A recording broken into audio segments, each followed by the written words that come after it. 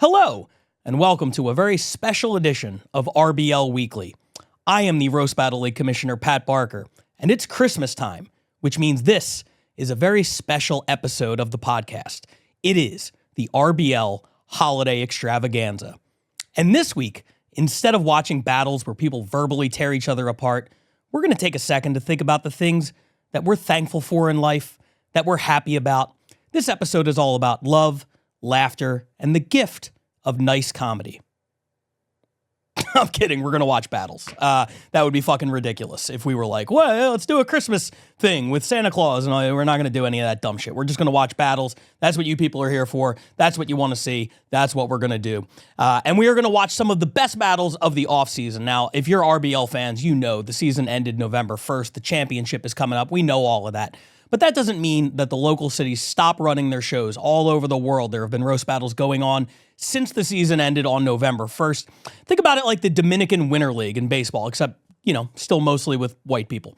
The battles have been going on. They've been great. And we have kind of veered off. We did the Hall of Flame. So we're going to take a couple of weeks and run a two-part episode with some of the best battles of the offseason. These are all battles that didn't officially count towards the RBL rankings or standings or statistics. But that doesn't mean that they weren't outstanding, and we want to get you guys caught up on some of the things that have been going on. I'm not going to talk much this episode. That is my Christmas gift to you. I'm just going to introduce you to some of these incredible battles. And we're going to start right here in LA with a battle that happened a couple weeks back in the Belly Room at the Comedy Store between two of my favorite rising stars in the roast battle scene. Two battlers who have cemented themselves over the last couple of years as pillars of the top tier out here. I'm talking about Nate Welch and Elise Golgowski. They had an excellent battle a few weeks ago out here in LA. Let's check it out. Nate looks like he watches porn that features the green M&M. The only time he ever went to a protest was when they took away her heels. Elise dates a bunch of short kings. She loves it when dudes go up on her. Cool, good one, Bums of Anarchy. Oh man, Nate is the angriest ball sack that I've ever seen. He's mad because all his life he's only been blown by Katrina. And she's also the only woman he can't hit. It's a roast. That was a zinger, you abominable lesbian. Look, I don't know if climate change is real.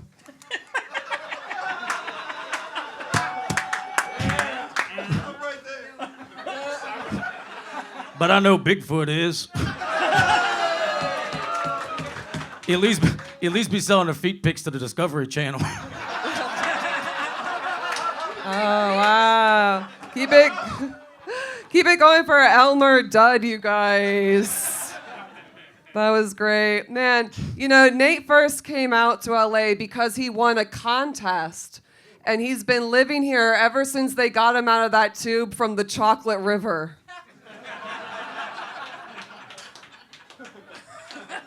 Yeah, Elise is from Florida, which explains why she looks like a Talladega hermaphrodite. Oh, thank you. Cool. Let's see. Nate looks like he cooks meth in an easy bake oven.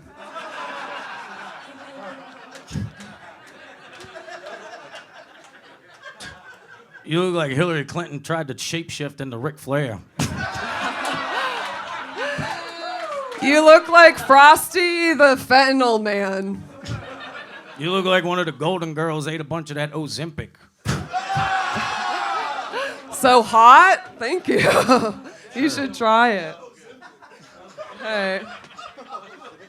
Oh boy. Nate looks like a genie that appears after you rub a Confederate flag.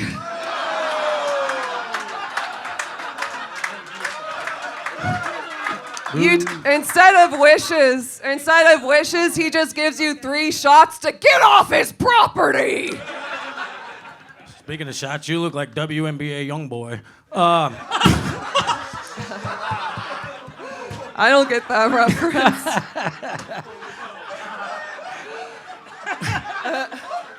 Elise plays the cello. I had to Google what the fuck that was. And Found out it's just a violin for big bitches. I'm not that big, but I am big when you use your dick for scale, Nate. So that was Nate Welch versus Elise Golgowski out here in LA. Excellent, excellent battle. Two of my favorites, especially recently, post-pandemic. They've both been crushing it. Ryan Nesson, the LA champ, has his hands full with the World Championship coming up. But once that's over and he has to defend his belt, it wouldn't surprise me to see both of those names when talking about number one contender. That's a ways off, but they've both been crushing it and are both deserving of that title shot in the near future. Okay, now let's move to another one of our cities here in America. I'm talking about Chicago. Chicago has continued to crush it in the offseason. For more Chicago, you can always subscribe to their YouTube channel, which I highly recommend, Roast Battle Chicago. They also have a Patreon, so you could check out the Roast Battle Chicago Patreon, get their battles before they hit YouTube. In this case, they've given us access to a couple of the battles we'll be watching over the next 2 weeks that you can catch right now exclusively on their Patreon. These are both from Zanies. The first one we're going to watch this week, and the next one we'll save till next week. This battle features a guy we've seen in Chicago before versus a guy who I think is making his podcast debut. This is Bob Keane versus Adam Burke, and let's check it out. Bob, how do you look like both the bookie and the guy who owes him money? Like, you look like you're gonna break your own legs, and there's no point because diabetes will take care of that for you. You know, guys, this is supposed to be a roast, but Adam's so Irish, this is more of a boil.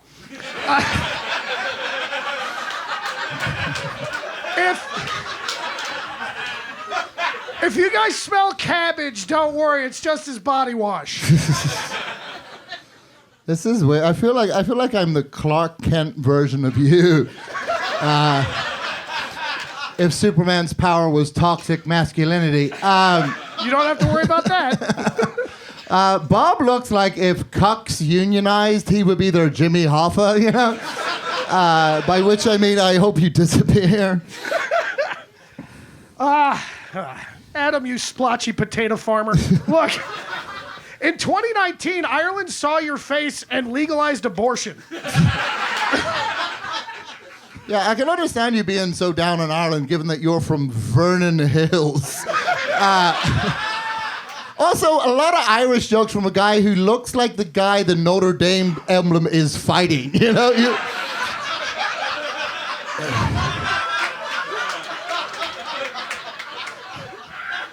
You wanna go? Oh yeah. Go. Look at this physique, everybody. Look at. Well, you look like you've really been hitting the gym beam. Adam's built like a wizard that gets beat by his wife. You're gonna do drinking jokes? That's really the pot calling the liver black. You know what I'm saying? Bob is such a drunk failure. Whenever I think of him, I think of AA. Not because of the alcohol, but because he's anonymous. Like, nobody... He's not good at comedy. You know, there's a saying that the Irish are the black people of Europe. But he's Northern Irish, so they're the Uncle Toms of Europe. Good one, Bob. Can we get around give it for Bob's voice? Bob's vocal cords are the only part of his body that's shredded. That's pretty wild for a guy who sounds like a deaf leprechaun. No, but you sound like the fucking truth ads. Like you should practice talking with the microphone to your neck. You know?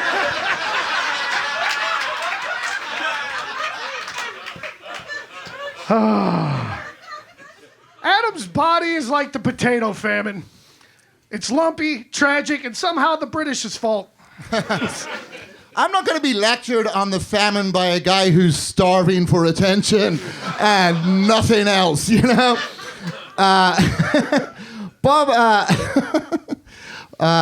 is one of those, you know, he's one of those edgy comics, you know? But he's always really careful, you know? He never crosses the line to where it's actually funny.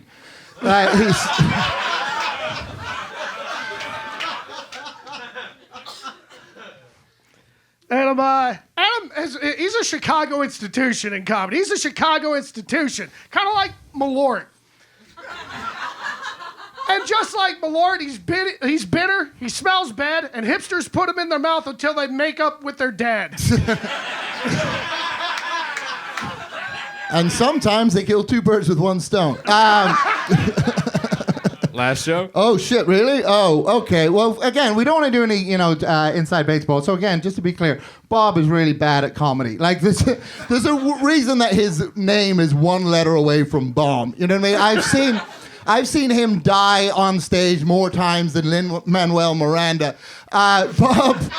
Bob is actually getting, he just got engaged, and he's actually going to get married next year. Yeah, it's his 1 gig that he has next year.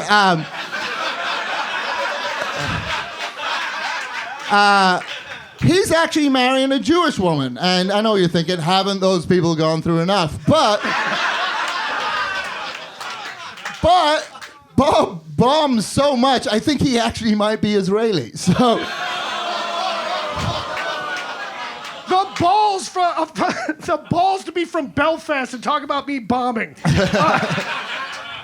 Adam's biggest credit is that he's his recurring spots on NPR.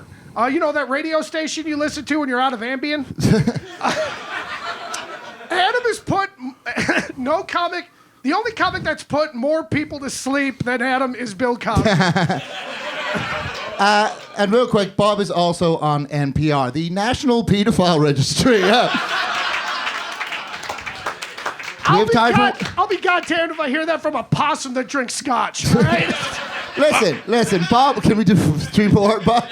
Listen, Bob's been called like a lot of things. He's been called boring, bland, not memorable. But listen, sometimes it is good to be forgettable. Like when a 14-year-old is trying to pick you out of a lineup. You know what I mean? Sometimes... Why do I have to hear shit from Ron Weasley after Hermione takes the kids in the house? All right, that's enough. Wait, I have one last thing. I just have a note. I have a note, actually. This is a thank you note, actually. Yeah, it's for your fiance. It's from every woman who's currently on Tinder or Hinge, and they just wanted to thank her for jumping on this fucking bitter, twisted grenade. It's a pretty small envelope. It must have been his right swipes. That was good improv. Yeah, you're a real ad-libtard. So that was Bob Keane versus Adam Burke with a fantastic battle from Chicago. Love what those guys are doing. As we get closer to the season and we get into season preview mode for next year, when the hypothetical Vegas odds come out, it wouldn't surprise me at all to see Chicago at or near the top of the charts for who you expect to make the playoffs next year. They barely missed out in the 2023 season. 2024, I know they're going to be out for blood and looking to get into the postseason for the first time. And another city that fits that bill is Austin. Chicago and Austin, if you remember, came down to the wire trying to steal that second and final playoff spot from New York. They weren't able to get it done. Austin is another city that made great strides in the last few weeks of the season, and I expect to come out firing in 2024. And this is a great battle that they had recently from one of their Creek and the Cave shows. Those shows are always so fun. Of course, you guys have seen a lot of what we do at the Mothership. We post the full Mothership shows on our YouTube. I assume you've seen those by now. If you haven't, go check those out. They're great. But the Creek and the Cave is an excellent, excellent venue. We did South by Southwest there a couple years ago, and they run a couple times a month. And this is one of my favorite battles from that venue. This is another one where we're going to have another Creek battle next week. We spread them out across the 2 weeks. The first one we're checking out happened recently, and it is between one of your favorites online. The comments always seem to love Matt Bellich. And this is him going up against a guy that I don't think we've seen on the podcast yet. His name is Shiva Ari. This is Matt Bellich, Shiva Ari from the Creek and the Cave. Here it is. Matt Bellich just looks like a European school shooter. Just a guy with a lot of swords. All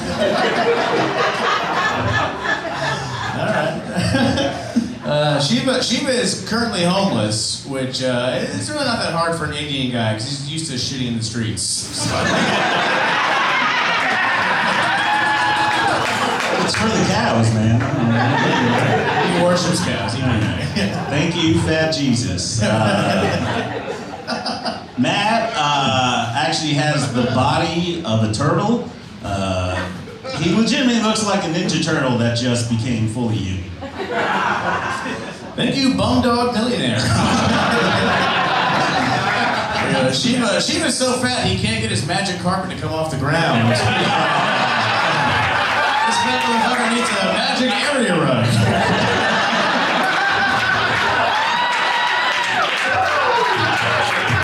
You should clap for that. What is it? Yeah. I didn't clap for that. You what I said.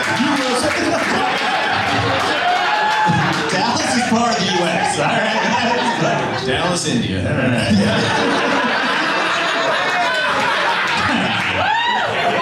Thank you, great value, Jesus. Matt looks like he's collected all of the 9/11 commemorative coins. He's like, it's gonna be worth something one day. USA.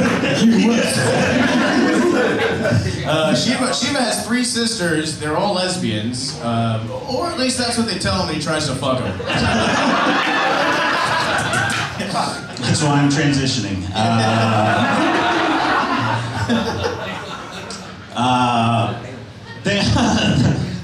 Gracias el Blanco Jesus.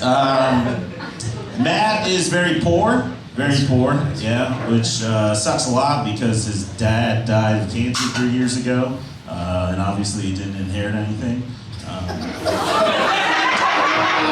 But luckily, his mom is in a wheelchair, so he might inherit a fun rascal. All right, 4th meal on Johnny. Shiva, if you're here, who's selling all the sweat to sweatshops? That's my question. I think China. Thank you, Yahweh 2.0 beta. That's a Jesus thing. All right, guys. Matt looks like he exclusively only eats Doritos Locos Tacos.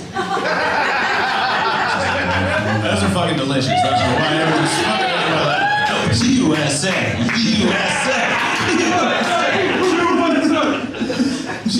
Shiva was addicted to heroin for 10 years. He used to blow guys to get his fix. And when he was done, he'd go, thank you, come again.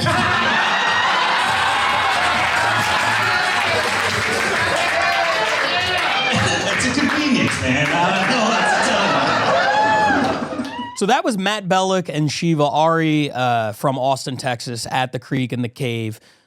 Excellent battle, a lot of fun, and we're gonna change the pace right now a little bit because Austin has a very specific rhythm. Another city that has a specific rhythm is thousands of kilometers away. I'm talking about London. We go to the other side of the pond for our next battle, and this features, again, this is the 3rd straight battle where we have a regular that we've seen a lot of and someone who I think is brand new. I know I've seen the name, but I don't think he's been on the podcast. The first guy is Lee Hudson, who first came onto my radar years ago when he came out to LA and battled against Los Digits. We've seen a lot of Lee Hudson, both on the podcast in England and also as far back as 2018 out here in LA at the Belly Room. And he's going up in this battle against a guy named Ben Clover, who I don't know a whole lot about. This was, I believe, my first exposure into Ben Clover's battles and really, really enjoyed it. London, of course, is gunning for the first ever RBL World Championship on January 31st in Denver. Shalaka Karup will be representing them. These are a couple guys that, I think will be vying potentially for the London MVP next season if they so choose. Both very, very talented guys, and this is a fantastic battle. So let's just get into it. This is Lee Hudson. This is Ben Clover from London. Let's check it out. All right, so this OnlyFans super user is Lee Hudson. Lee's lost a lot of weight recently. I think we can all agree it wasn't worth it. Lee has a body from the MCU, and when I say MCU, I mean the McDonald's Cinematic Universe. Lee's like if the Hamburglar did sex crimes. We'll have to go to our fat adjudicator later to see if that one holds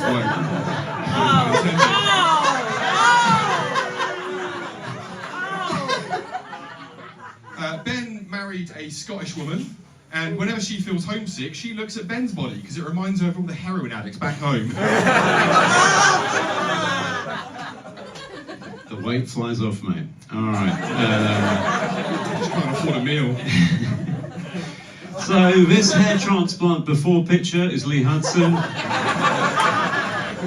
And what I like about Lee is he reminds me of a lot of my favourite fairy tales. You know, he answers a lot of questions about fairy tales like, what if instead of Pinocchio, Geppetto had tried to bring to life a pot noodle? You know, what if a bridge troll had managed a vape shop?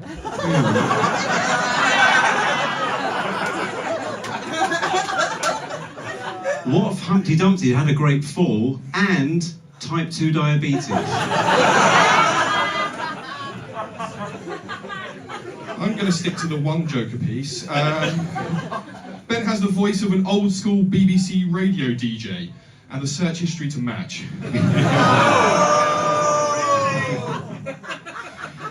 So this sausage meat IT guy is Lee Hudson. Is Lee lonely? Well, put it this way. Lee's best friend is his athlete's foot. And he'll lose that when diabetes claims everything beneath his ankles. Ben looks like he's mid-transition, but nobody knows which way.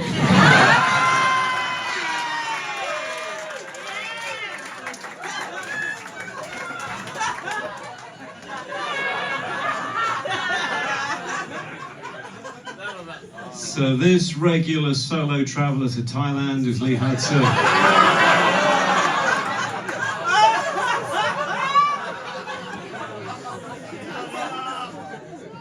Lee loves hip-hop. I don't know what it is that he loves so much about songs all about pimps and hoes, but maybe it's because pimps and hoes are the only people he has human contact with on any given week. Damn, it feels good to be a guest. Ben's mum is very, very dead. She died of cervical cancer. And Ben chooses to honour the memory of his mum's cancerous vagina by also looking like a withered cunt. It's true. It's true. Now, yeah, Mum went through 6 months of chemo and she still had more hair than Lee.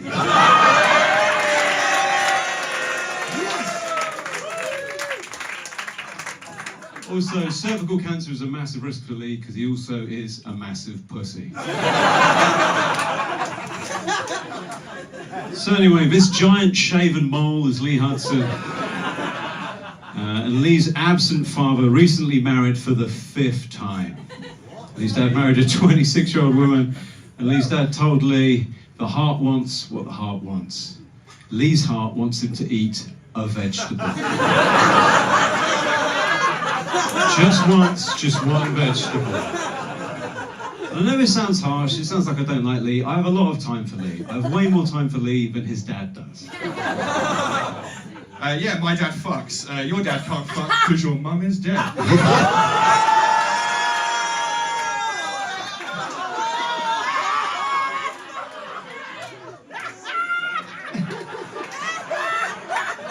You found time to fuck you. Right, I'll finish with this. Ben looks like the sort of guy that would offer to suck your dick clean after you fucked his wife. We should have just ended it. So Lee Hudson, Ben Clover from London, of course, the #1 seed in the international division for the 2023 season, as they will be gunning for the World Championship on January 31st in Denver. London versus Scotland, New York versus LA. Stay tuned to @RBL Commish on Instagram, @RoastBattle for more details on that battle and the ticket drop, everything like that. We'll have all the information on there. I know people are chomping at the bit. I've seen a couple of comments where they're like, where do I get the tickets for the World Championship? There's a process, unfortunately, to getting that link up online, and that's in the works. By the time you see this, it might already be up. As of this second, it's not, but we're expecting it hopefully very, very soon. So please stay tuned to us for all of the pertinent information. And now let's end the episode. Let's end the week with a fantastic battle that you might have already seen. If you've already seen it, I apologize, but I want to get as many eyes on this battle as possible. This took place November 5th, so right after the season ended at the Mothership. And based on the comments we've seen, because we released this battle individually, we released this battle as part of a full Mothership episode, based on the comments I've seen, it is universally being lauded as one of the best roast battles in the history of the show, featuring two of my favorites, Heather Keith representing Austin, former champion out there. I think a lot of people would make the argument that she could be the best in the city. Certainly one of the people that, you book and you will always get a top level performance out of. Going up against the biggest rising star, frankly, in the RBL, in my mind. I'm talking about the Bay Area MVP, Lexi Achinelli. This battle, Bay versus Austin, I didn't know what to expect, and I was blown away. What we got was one of the best battles the sport has ever seen. So without further ado, let's get right into it. Lexi, Heather, here it is. All right, Lexi looks like she makes her horses lick peanut butter off her balls. Thank you, Jenny from the Cheese Block. Heather looks like Dora the Explorer if everyone on her Tinder was swipe or not swiping. Lexi told me her favorite show was Sex and the City. And I said, "Oh, are you a Samantha?" She said, "No, I'm obviously the one that looks like a fucking horse." That's a good one, because you look like Jabba the Slut. Heather was in an abusive relationship for 4 years, so she's not fat, just really swollen.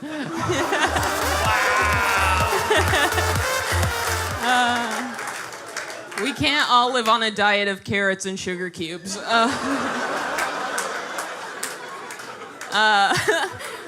Lexi's 100% Italian, so when she woke up in her bed next to a severed horse head, she was like, "My brother!" Yeah, I'm Italian, but Heather's shaped like a meatball. Thanks, Seabiscuit. Thank you, Dyke Wazowski.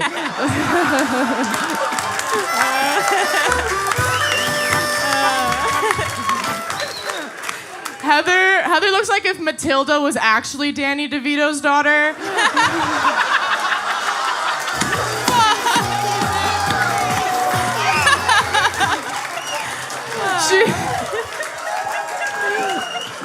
She's like Matilda if the only object she couldn't move is herself. Fucking easy, girl.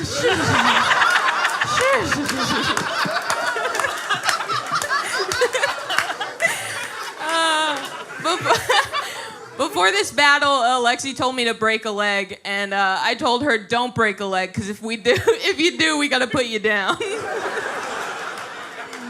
Good one, Doja Fat. Heather recently got an abortion. So what do Heather's plates in her womb have in common? They both get scraped clean. Last joke. It's crazy. I know your asshole is just as hairy as your armpits. Well, you look like if Selena was shot with insulin.